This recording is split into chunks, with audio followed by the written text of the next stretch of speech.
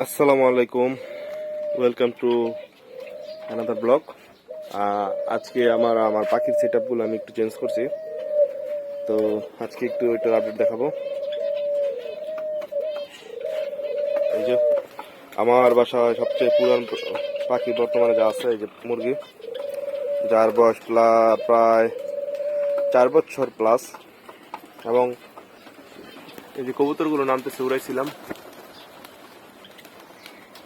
যে মাশাআল্লাহ, এই যে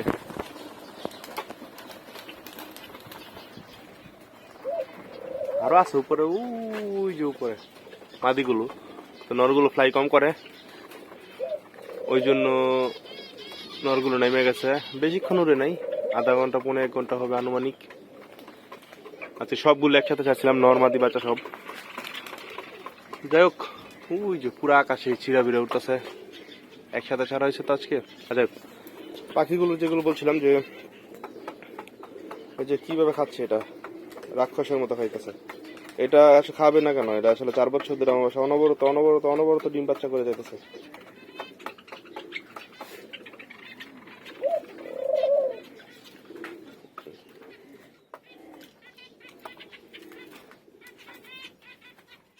একটু দৌড় তুইব,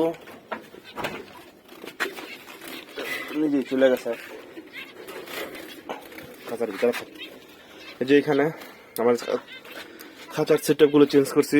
এই জাবাগুলো ঘরের বারান্দায় ছিল, কিন্তু আসলে বারান্দা অনেক নোংরা করে ফেলে।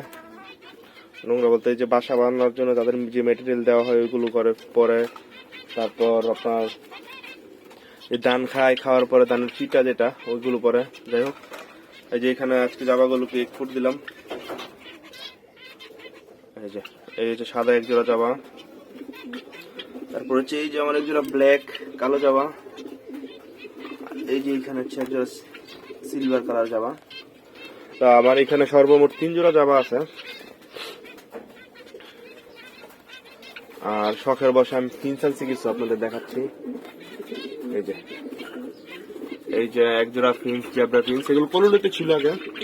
তো কলোনিতে 2-3 জোড়া ডিম বাচ্চা করছে, বাচ্চা করে নাই, সরি, ডিম দিছে। কিন্তু আসলে কলোনিতে প্রবলেম হচ্ছে একটাই, যে আরেকটার ওইখানে যে মারামারি করে, তারপর একটা আরেকটার বাসায় যায় ডিম পেড়ে দেয়। আমার কাছে ভালো লাগে না এই জিনিসটা আসলে, তাই আমি আলাদা করে দিছি, সেপারেট করে দিছি।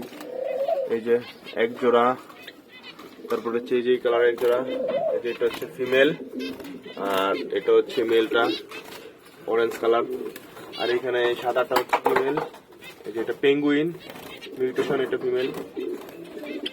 আর এই যে এখানে এটা হচ্ছে মেল, আর এইটা হচ্ছে ফিমেল। সবাইকে আজকে ডিম দেওয়া হয়েছে, ডিম খাচ্ছে সবাই। আর এইখানে সাদাটা মেল, সরি, সাদাটা ফিমেল, আর ওই যে ওইটা মেল। এখানে আমার 3 পেয়ার জাবা, 4 পেয়ার হচ্ছে কি ফিন্স আছে। তারপর হচ্ছে গিয়ে এইখানে পাখিরগুলোর আপডেট হচ্ছে, এই যে আমার সাদা গুগুগুলো আবার ডিম পারছে। আশা করি 4-5 দিনের ভিতরে এসে বাচ্চা ফুটবে। আর এই যে এইখানে বাদামি কালারগুলো অনেক দিনে আসলে ডিম পারে না, এটা ক্রুজে ছিল মাদিটা, সব পশম চেঞ্জ হয়েছে।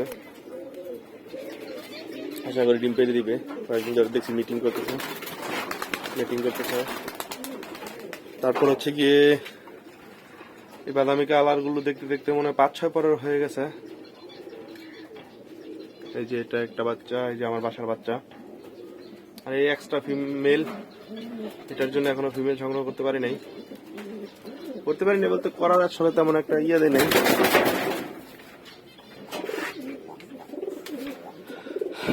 আর আরো কিছু পাখি আনছি, এগুলো নিচে আছে, এগুলো আপনাদের দেখাবো ইনশাল্লাহ, সাথে থাকুন। আচ্ছা, নতুন এই যে এই পাখিগুলো আনা হয়েছে, ককাটেল।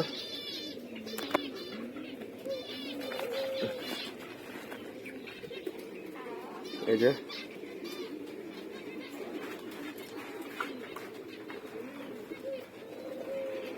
আর আমি একটা বোকামি করছি, সেটা হচ্ছে আমি হ্যান্ড ফিডিং বাচ্চা আনছি। কারণ আমি যেহেতু নিজে বাসায় থাকতে পারি না, এখন আমার ওয়াইফকে দিয়ে হ্যান্ড ফিটিং করাতে হয়, আর নিজের কাজ তো অন্যকে দিয়ে স্যাটিসফাই হওয়া যায় না। হেল্প পাইটাই বেশি, স্যাটিসফাই তো প্রশ্নই ওঠে না। তো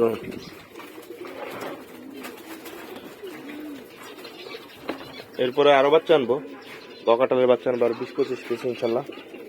তখন আর হ্যান্ড ফিটিং আনবো না, সেলফ ফিটিং আনবো। এই যে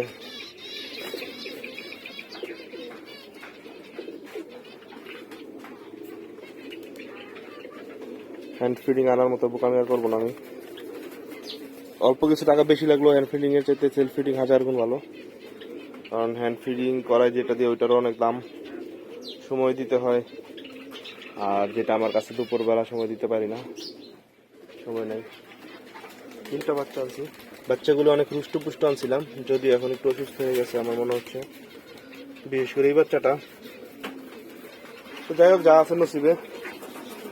এই ছিল আমার পাখির কালেকশন। সঙ্গেই থাকুন সবাই। ভিডিওটি যদি ভালো লেগে থাকে সাবস্ক্রাইব করার অনুরোধ রইল, লাইক এবং শেয়ার দেওয়ার অনুরোধ রইল। ধন্যবাদ সবাইকে, সবাই ভালো থাকবেন। আসসালামু আলাইকুম।